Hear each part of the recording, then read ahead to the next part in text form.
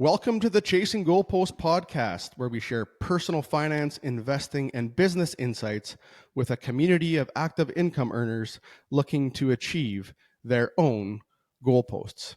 Now, before we introduce our guest today, as always, there's a few disclaimers here that we need to walk through. The content provided on this podcast is for informational purposes only and should not be construed as advice. Before making any decisions, we strongly recommend consulting with a qualified professional who can assess your individual situation. The information provided may not be suitable for your specific situation, and reliance on any information is at your own risk. And a full overview of our disclaimers can be accessed via our website at www.chasinggoalposts.com/disclaimers. All right, let's get right into it here today. Question to the audience. Have you ever thought about leaving corporate America and chasing your passion? Well, today's guest did just that. After following the herd through college and into the corporate world, he decided to leave the status quo behind and start his own construction business, not to mention a real estate investment portfolio. Derek Paige, welcome to the Chasing Goalpost podcast. Glad to be here, Dustin. Looking forward to this interview. Excellent. So, Derek, everyone's story is unique. Tell us a little bit about your background, where you grew up, the journey to date, and we'll get into a lot of the stuff later. But family stuff, location, geography, history. Let's hear it. So I was actually born in Edmonton, Alberta. My family moved to BC, British Columbia, when I was about 2 years old. My dad's a tradesman. He went over for work because the oil fields and everything dried up in the early 80s, mid 80s. And so we moved back to BC, where he got a job at a copper mine there in Logan Lake, BC is what it's called. And siblings and everything, we all grew up in a small town. We spent pretty much our whole lives there, played hockey for a small community there. Then eventually went on to juniors. I played for Prince George, Merritt, and Coquitlam of the BC Junior Hockey League. And that was my stepping stone to get into the college world. At the time, I remember being 20 years old too. I was debating whether to go to college or I was actually going to do electrical. My billet family that I lived with actually was an electrician. He owned his own business. So I was 20 years old, didn't know what I was going to do, much like every other 20-year-old, or for most of us, I should say.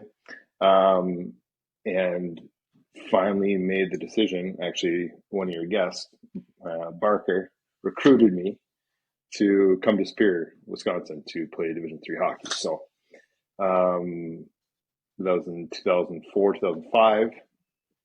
So I played juniors for 4 years, and then shifted gears and went on to college in Wisconsin there, and ended up getting a business management degree. Played hockey, obviously, with you, Dustin, and did the whole college 4-year deal. And after that, well, I guess you should say my senior year, met my wife, which is from Minnesota. And then we ended up making the call to stay in Minnesota, and we've been there ever since. So that'd be 2008, 9 is when we made the call to set down some roots down in the Twin Cities. So we've been here ever since. Love it, and there's a good chance I'm not going home anytime soon, just for visits, but that's about it. So yeah, it's been a long process to get where we are, but now we're finally in a good spot, not only financially, but with our family and everything else. So it's been good. It's been a wild one because much like everyone else, the hurdles of life, and we're just kind of coming up for air here. So, but it's been good. I love it. Okay, well, let's back up a little bit here to back to your junior hockey days, and I think you mentioned Alberta and British Columbia. You had mentioned in the past to me something about an interview you had done back when you were in junior hockey and kind of reflecting and coming full circle. Maybe you can elaborate a little bit on that for the audience. Yeah, so that was when I was in Prince George. I was first year as a rookie. I was 17 years old.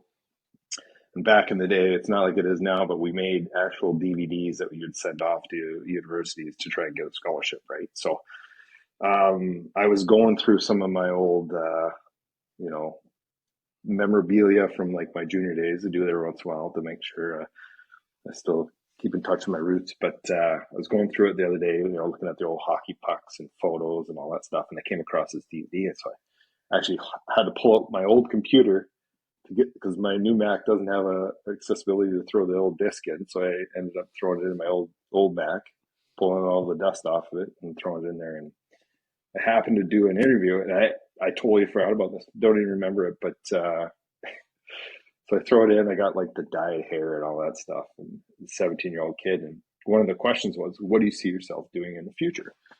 And oddly enough, when I was 17, I said I want to own my own business. Back then, didn't think much of it. I will say though, like in my defense there, I had kind of grown up with some entrepreneurs ish. At the time, I was pretty young, but my dad, he's a welder by trade, but then he also owned a Bobcat and a dump truck on the side. And so on like his downtime, he would do the Bobcat thing, and that was like his side gig. So the entrepreneurial, self-employed thing was kind of always there. I just didn't think I really realized it how prevalent it was. You know what I mean? So I think I saw my dad doing that, and I was like, yeah, I want to be a business owner too. Like I was 17, right? But yeah, that's what I was. It was funny going back and circling back around to that and seeing that, and now owning my own business. So Yeah, it's interesting because you're kind of saying to yourself, I want to do this. I don't know where it's going to land. Multiple over a decade later, you land and start your own business, and kind of forget about that interview. But interesting too, because your frame of reference is entrepreneurship, and your dad had horizontal income streams, right? We say horizontal here, not passive, because it's hard work as well on some of these mhm. side streams. But just one other question: did you have frosted tips in that interview, or just Of course I did. I actually did. Yeah, it wasn't so much frosted tips, but I had the old, where you want blonde hair, but you dye it and it turns orange kind of thing. And I was the tail end of that, so it looked like I had frosted tips. Yeah, yeah, maybe we just should get just we'll see fitting if the we can get a mold. clip of that for the thumbnail of this podcast, maybe. Nah. So now you move on from junior. You mentioned you're going to the University of Wisconsin Superior, play some hockey there, 4 years. You're thinking about the next phase of your life, right? And we had talked about a little bit about societal norms and what you kind of expect. And so tell us a little bit about what you're thinking as you're in that third, fourth year of college. I know you've always loved working with your hands, but I think society was telling you something else, and maybe just elaborate on that a little bit. Yeah, so I'll kind of go back even a little bit further before college, but like, so I remember being in shop. I think I was telling you before, like in shop class, or even work with my dad or whatever. And I was comfortable. I was good at it. Everything made sense to me, whatever it was. Whether it was help my dad weld, I was doing body work in cars. It was, as a family, we had built a couple houses.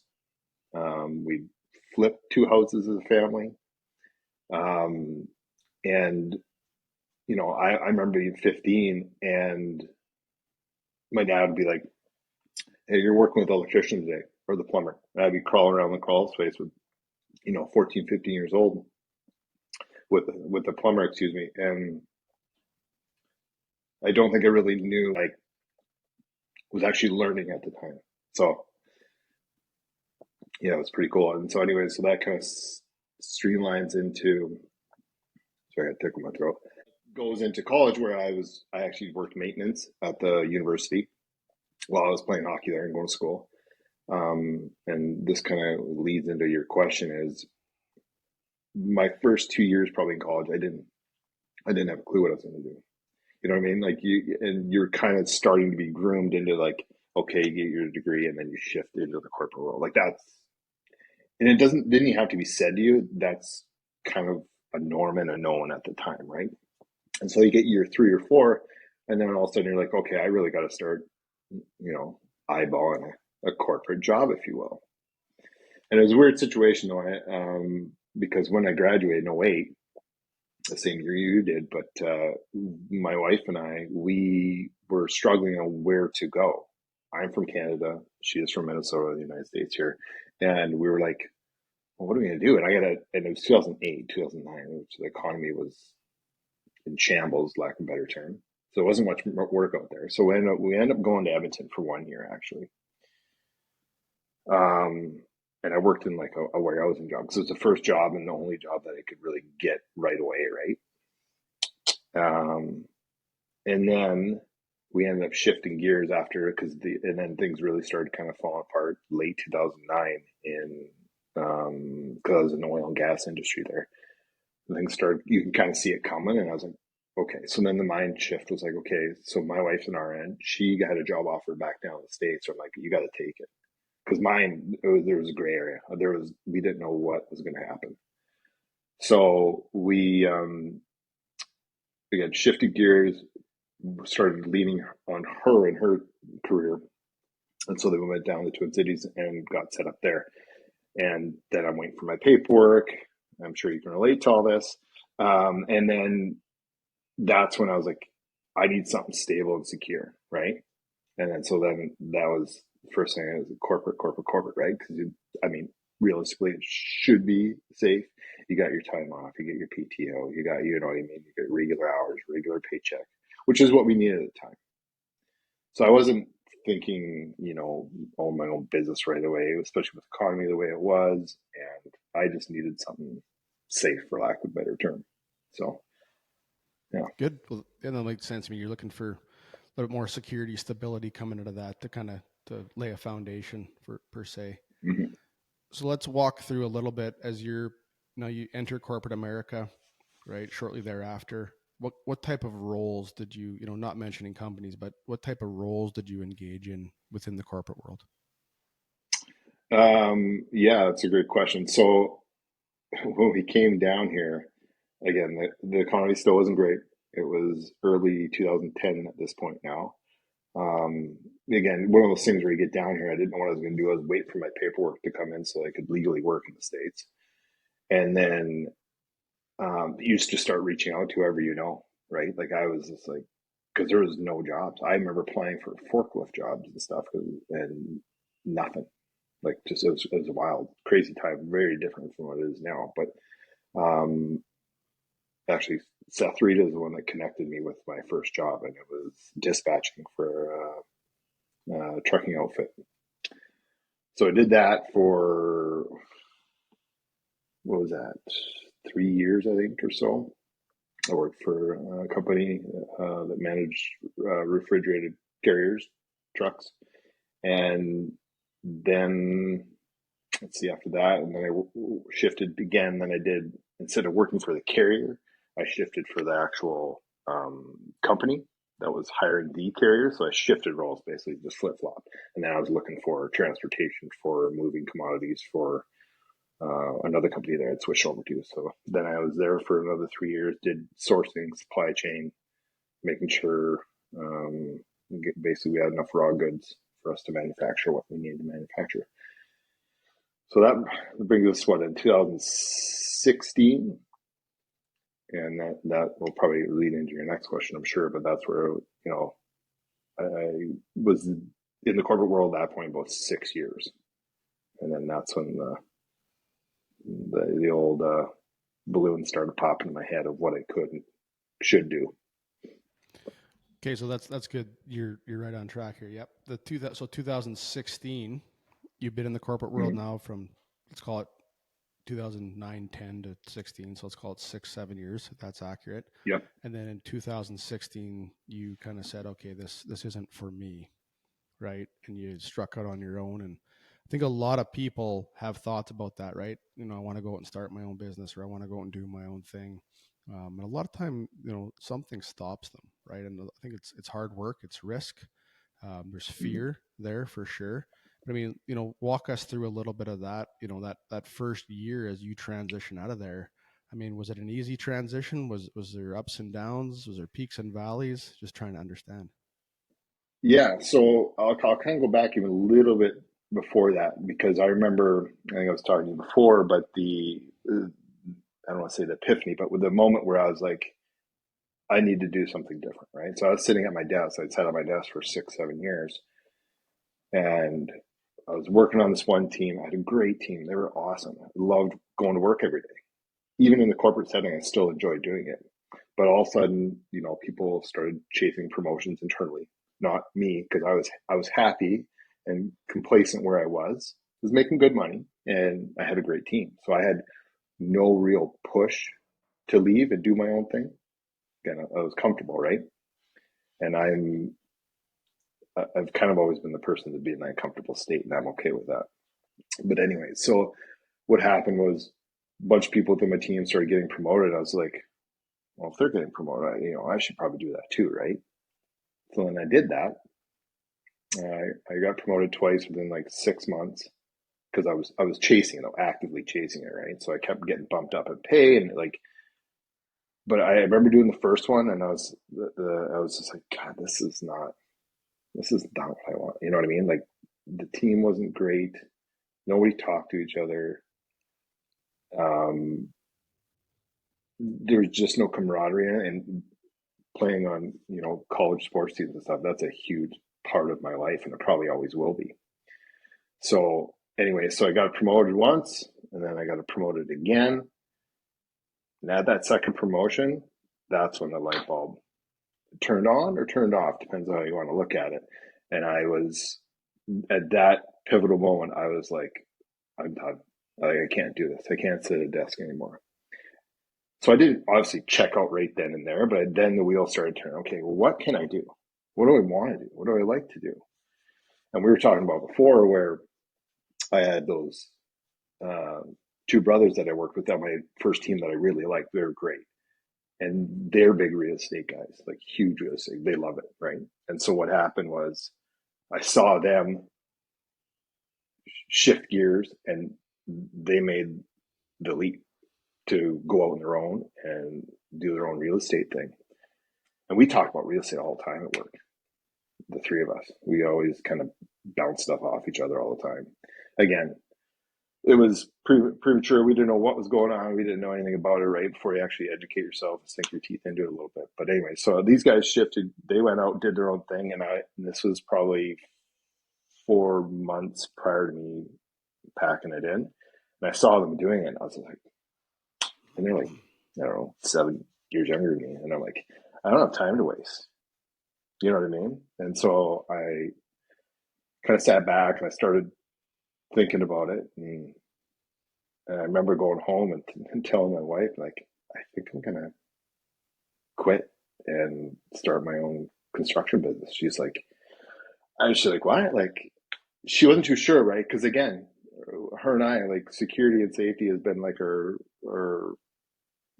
kind of, I don't want to say like our primary goal, but it has given us a lot of great things and consistency, and not only financially, but like everything else, right? So luckily she backed me 100%, and God bless her, because this is a huge unknown, right? Because other than me like working on her house, I don't think she knew like what I was capable of doing, right? Because I've always enjoyed it, and I'm not trying to make myself greater than what I am, but I'm good at it. And it makes sense to me, right? It always has. And so anyway, so I made the decision to pull a plug, and then I before I did that though, I made sure I had something lined up. So what I did is I ended up pairing up with a general contractor and kind of going under his wing, if you will. And that was really my big stepping stone and the catalyst to be like, okay, I got a mentor. I can get out. I can learn from him whatever I can. And then maybe at some point, I didn't know if it would work out where it would be a long term that I'd be with him, or if I was going to spin off and doing what I am doing now. So there's still some unknown in how we wanted to approach that, but yeah, that was the end game, was to get out of there and get off the keyboard, if you will. Well, I think there's a couple interesting points that I just picked up there, right? One was, you were chasing goalposts that probably didn't align with where you ultimately wanted to go, right? You were chasing promotions, and obviously with that comes salary increase. That also comes responsibility, stress, and probably a few more hours a week is my Status, guess. Status, okay, yeah, so that's right? fair. And then that's what a lot of people get caught up in, right? And we all are, I think, probably a little bit If we all dig deep, we probably have all chased that a little bit to some extent. Mm-hmm. Then the Yeah. other piece that I heard there from you was you saw somebody do it, right? And so you saw somebody take the leap. You said take the leap out of corporate America and go out and do Mm-hmm. real estate, and that helped you propel your vision into reality as well, right? Seeing somebody else do it versus just that helped. Yeah. And not to mention, they're friends of mine, close friends of mine. So not only within work but outside of it. So like watching these guys do it, and not only did they do it, but I stayed in contact with them after they did do it. You know what I mean? So I, kind of kept a gauge on where they're at, how they're kind of making those wheels turn and get their business going. So yeah, I got to see it on front and back end. So that was also helpful. So you mentioned then you transitioned out of corporate and I think you had joined a gentleman in his business, right? So maybe take us through the first year to 2 years, maybe 3 years, whatever it may be, as you're maybe subcontracting yourself out. And then, how does that look as you transition out to, the Paige construction that I see on your t-shirt there? Yeah, so that's a great question, and I didn't know how it was going to play out. Like I said earlier, so I remember going out with them. It was weird. I remember the first day that because I literally quit my job like on a Friday or whatever it was, and I think Monday I had to go over the weekend. I went and bought like literally work clothes and all that stuff and then I remember going to the job site for the first time and like showing up and be like, what do you want me to do? And so I needed him to like direct me, obviously. But anyways, so the first year, well, because I was with this gentleman for about 2 years, just shy of 2 years, and it was. I wish it was better as far as the mentor went, but I still took what I could out of it. And by that, I mean, I learned what I could from him as far as not so much how to run a business, but like doing certain things, whether it was techniques or how to manage a job or something like that, or how not to, I guess, too. Um, his ability to manage people and communicate and just navigate an actual job or multiple jobs. And I remember because I did this for about a year, and then that's when things started kind of going off my mind. I was like, what is he like? He's losing clients and money because he wasn't operating at like a capacity that a general contractor should. And that's when I was like, I could probably do this on my own. You know what I mean? Seeing him, for lack of a better term, fumble through it and get a job complete, and then at the end having a client not totally satisfied. It wasn't my business, and I felt bad. And that happened not all the time, but you know what I mean. The odd time where it could have been avoided, right? And so, anyways, so we I did this for about a year and a half, where I was kind of going through it, kind of watching them, laying in the weeds a little bit, seeing what I can and can't learn from them, and then all of a sudden people started hearing, just through a network of friends and stuff, like, oh, you do this, oh, you do that, you know what I mean? So and it's just started to kind of, I was working with him full time, and then all of a sudden just slowly morphed into this thing where, oh, I can't work with you this week. I have my own doors and trim that I need to install. And it was just me, right? I had no subcontractors, no nothing. And so then I started doing that. And then I started realizing after I started, all my eggs are in this basket with him. And I started plopping some over here and filling up my own basket. And then all of a sudden I was too busy on my side. And I couldn't really help him anymore because I was too busy. So then at that point, then I started kind of building my team after that because I realized I couldn't do this all on my own. So that's when the subcontractor route really started kind of morphing into my team that I have now. So it's the first probably year to 3 years was probably the hardest, because financially it was a blow, man. Like I think I was you know losing 30 grand a year versus what I was making before, just trying to Just learn what on I could, right? that 1 to 3 years, you're talking about the first 1 to 3 years after you left corporate. Correct. Yeah. So like my salary X was at the corporate that I left, and then my first year income outside of corporate was about 30 grand less than I made the year before. And then the next year was a little bit better, and then obviously just kind of as I started doing more of my own projects, the margins started growing, right? So it's definitely I'm not making millions, but I'm busy, and financially a decent spot, right? Which has taken me 6-7 years to get here, and again I can't take all the credit because I have a fantastic team that I rely on heavily. So Yeah, that there's a couple points in there I think too is you left corporate and you had a bridge plan, right? Which I think is interesting for people to think about is, you didn't just jump in and say, "Hey, I'm going to, start an Instagram page tomorrow and go out there and promote myself." You kind of backed into it a little bit, which I think is quite smart, right? You said, "Hey, I'm going to go work and subcontract myself with a GC that has existing business, learn what to and not to do, right, to build a mm-hmm. business." And then you went out and backed into it, and kudos to you, right? Your name spoke for itself, the work spoke for itself, and you were getting the best marketing is referral marketing. So that was Well, it was kudos to you. crazy too because when I was working with that guy, I even had clients because sometimes he'd cut me loose on a project and he'd go start a new one or whatever. And so I even had clients like, "Hey, can I have your number directly?" Because they weren't happy with the GC. Obviously, ethically, morally, I couldn't give it to him, but I was just like, what I mean? I'm not going to step on the guy's toes, if you will. So, but anyways, I had that happen multiple times, and that's again another light bulb goes off. I'm like, okay, I'm doing something right? You know what I mean? And a lot of it's, because there's customer service no matter where you go, but like dealing with people and being personable, that's a huge part of my job. I've even had people tell me that, that's the reason why they gave me the job, whether I was the highest bid or not. Relatable, right?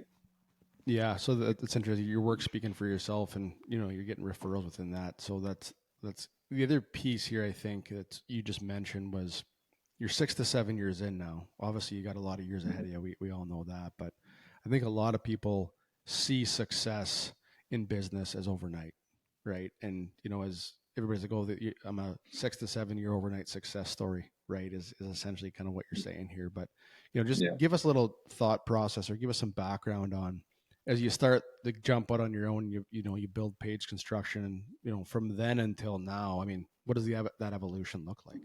I mean, honestly, when I first went out on my own, like own, away from the GC, I didn't know where I wanted to go with this. And I don't think I still do. I don't want to say like I'm navigating out here blindly, but you always toy with the idea. Do you want to get bigger? Do you want to hire employees? You start kind of bouncing those things around because it can be more lucrative. But and I'm sure we'll touch on this a little bit later. But like the work-life balance, I know it's a buzzword, but to me it's very important and manageable stress. Can't stress that enough. No pun intended. But it's a big part of me because the less stress I have, not only my business world, it's going to trickle into my personal life, right? And then all these things just start compounding. So, manageable stress to me is, how many jobs do I want to take on at a time? How many, subs do I want? How many do I want employees? All that stuff, right? So I think when it comes down to it, I kind of boil it all down. And I'm like, I just want to, be happy when I go to my job every day, which, I mean, I don't know, I got paint all over my hands. I was painting yesterday. You know what I mean? Which, I could sit there for 8 hours and just paint by myself and it's okay. I do have a painting team and stuff too, but sometimes I just want to get in there and get dirty, right? So, yeah, I really stress, and not only me, but my wife. I mean, having the time for us, not only her and I, but we have a little 4.5-year-old daughter, but like being able to spend time with my family is by far the most important thing. So, do I want to, scale up the business? I don't know. The more I think about it, I don't want to because with that becomes more of a mental burden that I don't think I'm willing to take on. And it's not that I couldn't grow it; it's just that I choose not to. You know what I mean? Which I think a lot of people struggle with because people, again, much like the corporate world, you're designed to not only build yourself, but if you have your own business, like build it into this mega thing. And I don't know. I see it differently. I make enough money to provide for myself and my family, and end of the day, that's all I want. You know what I mean? Just to have a roof overhead and spend as much time together as we can. So I think I think I'm at a good spot, and I don't. Obviously, I could manage my business better. There's always ways to improve, right? Whether it's on myself, my skill set, what I can do every single day, or my business. You know, I'm not the biggest Instagram guy. Which I do send a lot of clients to go look at it, so I could work, spend more hours honing in those skills. Just little things like that. So I think my business itself is in a good spot, but I can always tweak it. You know what I mean, to make it better without escalating my stress levels. So Yeah. No, that's great. Listen, I think the headline here from me to you is kudos, right? I remember being on a pontoon with you 6 or 7 years back, and you're like, "Hey, I'm gonna quit my corporate job and I'm gonna go out and do this." And I'm sure you had a lot of oh wow, that's a big step, and it's a very bold move, and so I commend you for that. And obviously, you've come a long way in your business since then. So let's transition now out of Paige Construction, and let's talk about horizontal income, which we talk a lot about here on Chasing Goalposts. You, I believe, started investing in real estate, back in the mid 2010 to 15 range. Maybe just give us an idea of when did you start investing in real estate rental properties, and how many doors do you have now? And maybe give us an overview of what the makeup is. yeah, you bet. So yeah, again, I think I was 2015, so I was still in the corporate world, but it was always one of those things that I was always interested in, right? Not only because with my skill set and my desires that if I can go in there and buy this house and fix it up and make it an income property and so on and so forth. Um, so yeah, so it really started kind of kicking that around. Obviously, talking with the wife and seeing if she was on board. Um, she wasn't at first because much like a lot of people, they want to play it safe, right? And there's no dig on that at all. Like that's okay, and a lot of people live that way, and they're happy as they can be. So, but for me, again, um, my dad's an entrepreneur. I forgot to talk about my siblings earlier, but my brother's an entrepreneur as well. He owns a big company back in British Columbia, construction. Anyways, so the idea of having this kind of horizontal income, if you will, was intriguing, right? So where do you start? I honestly didn't even know. The two brothers that I worked with that I was talking about earlier, we always talked about it. At the time, they actually lived in the duplex, so they rented out one half, they lived in the other. Um, but anyways, so then I started kind of poking around, and my first property I actually found on Craigslist, believe it or not. And so we bought our first one, which was a duplex in 2015, and then 2017, I think sneaking up on 18, can't remember. We bought a second duplex. So now we're up to 4 doors.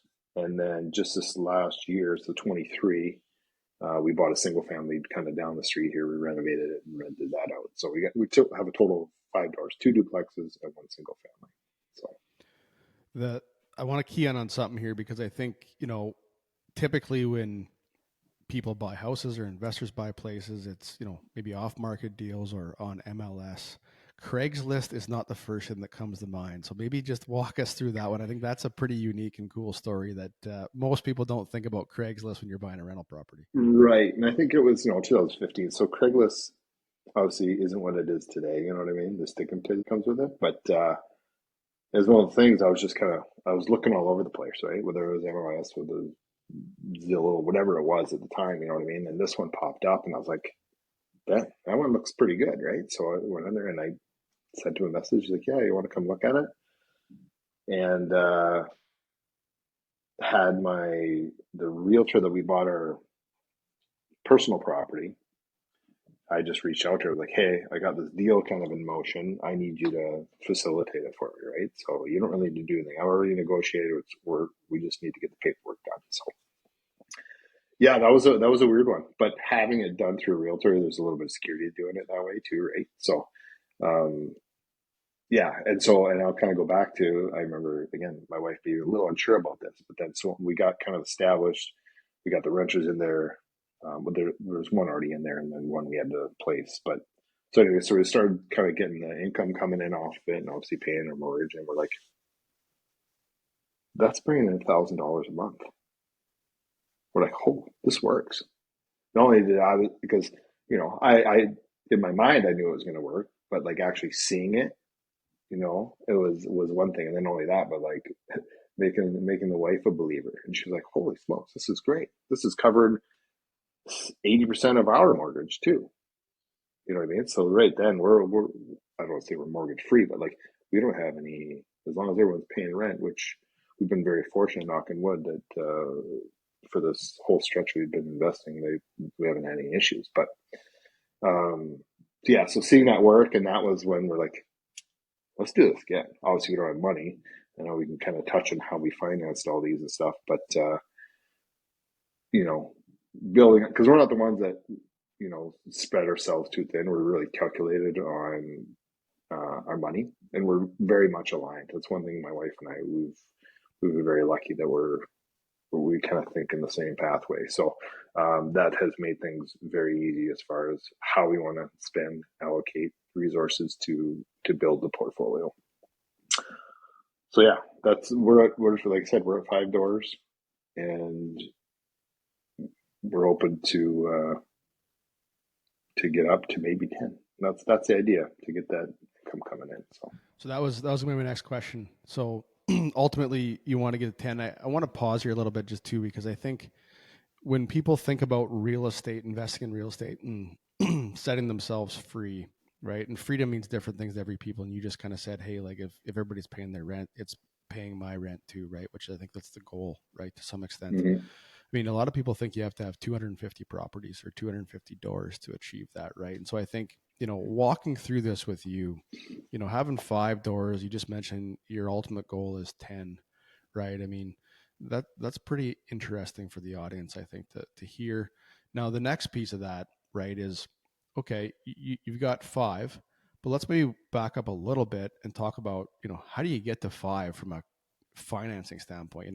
You had mentioned something about, creative financing in the past and how you had to get creative at times or use different instruments or tools. So maybe just help people understand how you go from 0 properties to 5 properties in, let's call it 8, 9 years here. Yeah, yeah, that's a great question. I mean, I don't think at the time I really knew how to do it. I was just like, I saw this property. I was like, we got to make this work, right? And so we started kind of digging into it a little bit more while we're like getting this house under contract, because we didn't even have the money quite yet. But I was like, this property's going to work. And so then I shift over to the wife, like, we gotta do something. We need liquid money for the down payment, right? And so then we started looking at the equity we have in our personal property. We're like, there's a ton there. The rates are still good. So we pulled a home equity line of credit off our house to pay the down payment for the first duplex. So then we started having that $1,000 a month come in, and all we were doing was taking that $1,000 and paying down that HELOC, because we didn't know where interest rates are, because it's variable, right? We didn't know if it's going to go up, down, sideways. Who knows? So we're like, let's get rid of this, because we pay our credit card like every 2 weeks. We're those type of people, right? So we don't like that lingering over. So we're like, let's pay this thing down as soon as we can. And yeah, it's going to tie up our money because we could still use it, you know what I mean? But let's not. Let's kind of come up for air, get this duplex going, get the money coming in. And yeah, we could use that money again to buy another one, but like, let's just exhale for a second, right? And then that brings us to 2017, which gives us 2 years to save up, breathe, get that money, the HELOC paid down. And One then sec there, the just mark, just so people understand, Derek. the HELOC is a home equity line of credit for those that don't understand that. And so essentially what that means, and elaborate for the group, but you're essentially putting your primary property, the equity you have in there, up as collateral to get the dollars to ultimately buy into a rental property, correct? Correct. So we have the equity. Say, for simplicity reasons, I have 1,000 or not 1,000, 100 grand equity in my home, and obviously it depends who your lender is and stuff too. But say I wanted to just pull 50 grand out. Like you said, it's collateral against your house, so you pull that 50 grand out and dump that into the down payment on that house. So essentially, that's what a HELOC is. It's a very useful tool. Obviously, the market's a little different now because rates, everything else, but I haven't looked at HELOCs in a few years. So anyway, so that brings us to the second property in 2017. This is an MLS thing, and we're like, this one works too. Like, this one makes sense. There was a couple other bids on it and stuff too, but we ended up winning it. And again, we needed money to throw at this thing to get it in our hands. And so what we ended up doing was doing a cash out refinance on that first duplex, because the market started shifting, right? It started escalating big time from 15 to 17 even. The equity in our home in the rental had, and the rates were still good. They're actually even getting better. So what we did is did a cash out refi, which is taking actual equity money out of that property. So you refi that mortgage. So it's going to be at a new rate, whatever it is. Then you pull that money out, and then we use that money as our down payment on the second duplex. And so that's how we got the second one. We end up doing the same thing, a cash out refi on the second duplex. Again, the market was still doing great. And we were going to purchase another one, and we kind of paused a little. We had our little girl and stuff, so our focus was not real estate at the time, right? So we had this money, we sat on it much longer than we should have to purchase the single family, which would be our fifth door, because we were kind of on the every 2 years increment as far as purchasing a home, and we let off the gas a little bit because family was priority, right? So then from 17 to late 22 is when we went on like a 4 or 5 year hiatus, if you will, on the real estate game, and then finally dove back in last year, which was a little bit later than we'd wanted. But again, we kind of wanted to spend a little more time with our little girl when she was itty bitty. So.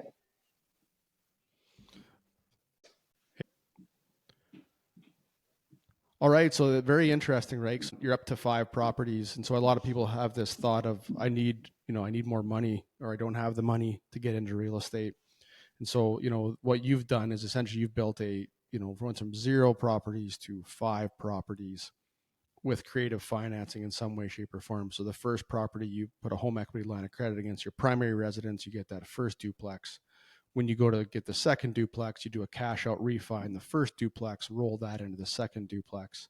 And when you buy that final fifth door single family home, you do a cash out refi on the second duplex to get into the fifth door single family home, correct?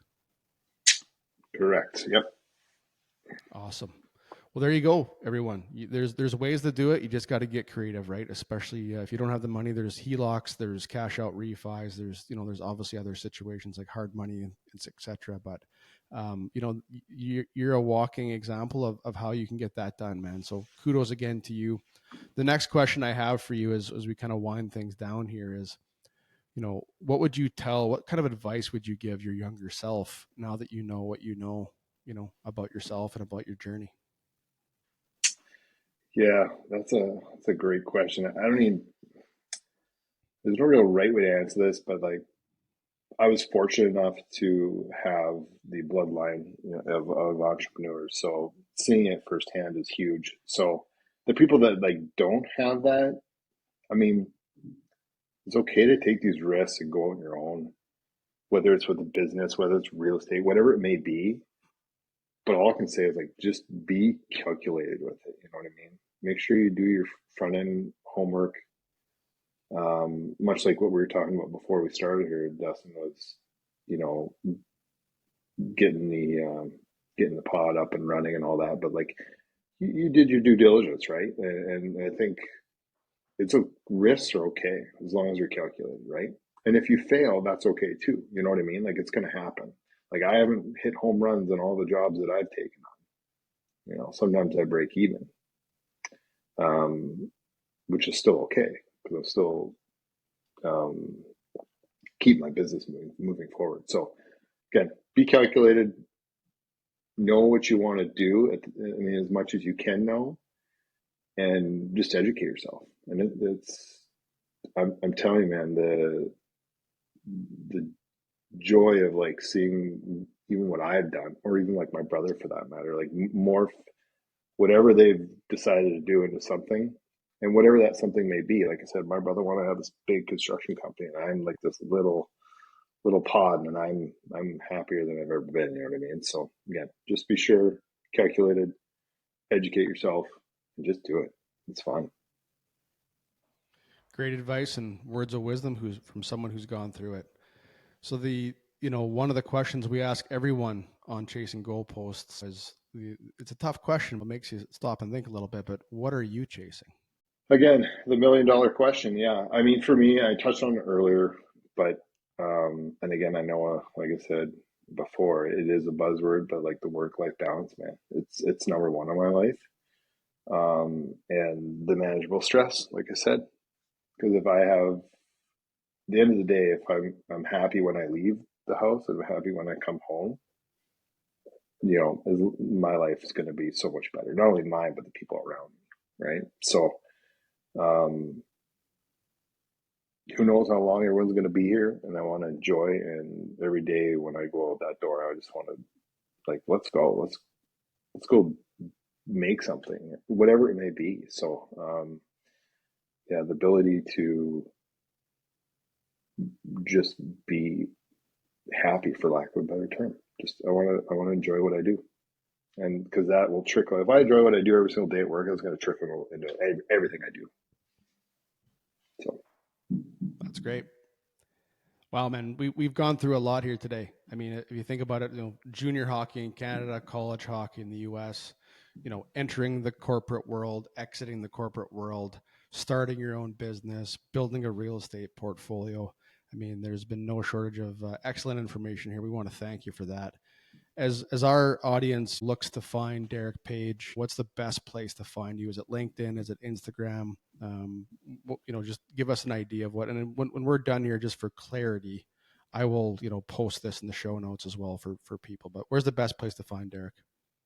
yeah, that's another great question. Just Paige Construction is the Facebook page. Those are my primary two. So Facebook and Instagram are like my big ones. So you can message me through either one of those. Just Paige Construction LLC. So it's both on Facebook. You should be able to see the old logo there when you log on. Yeah, and I'm busy, so it's good. So Paige Construction on Facebook and Instagram. And that's the best way to get a hold of Derek. We'll post that in the show notes. Derek, I really appreciate your time here today. Is there anything else you want to share with the audience? I'll give you the floor here before we shut things off. First and foremost, thanks for having me. This has been great. I appreciate it. I remember when I think we were talking about before when you asked me like to do this, and I was like, I don't really have I don't really have anything to add. Like I'm not like in the finance world. I'm not in any of that stuff. And then you even said you're like you've got lots to offer. Like think about it. Like you're the average blue collar guy that is not becoming a millionaire, but you're relatable, right? And then I kind of sat there for a second. I was like, oh, maybe he's right. And I was like, this would be awesome, because I wish I had saw something like this when I was sitting at my desk. You know what I mean? So having a relatable story. So yeah, it's been awesome. I'm glad I could be a part of it. No, that's right. That's what we're here for. And again, I think don't discount yourself. You've made a big leap from corporate America to doing your own thing and following your own passion, which is what a lot of people want to do in addition to building that real estate portfolio. So no shortage of accomplishments here. But listen, we're going to transition here and let you go. But thanks again, and we'll be in touch, my friend. Thanks for having me.